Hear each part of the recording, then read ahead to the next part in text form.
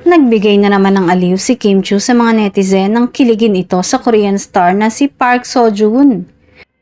Viral ang panayam kay Park Seo-joon ng media bilang bagong endorsement ng isang canned tuna brand.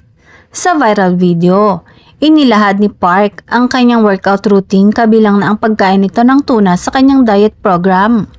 Hindi nakaligtas kay Kim ang post kaya naman agad itong nag-react kakabit ang video. Tumitili si Kim sa comment niya na mala super funny na kinilig sa kanyang idol. OMG, Park Seo-joon in Philippines again, ilang tuna pa ang kakainin para makita ka. Dahil dito, kinuyog ng biro si Kim sa post niya mula sa kanyang mga fan at netizen at sinabihan nitong pumila muna sa likod para kay Park Seo-joon. Kim, mahaba na ang pila. Ibigay mo na sa amin si Park. May Paolo Avellino ka naman na. Naglabas rin ng throwback video ang ilang fan na tampok si Paolo na ine-endorso ang parehong brand. Say pa nito, Kimi, naalala ko sabi mo dati mas pogi si Paolo Avellino kaysa kay Park Seo-joon.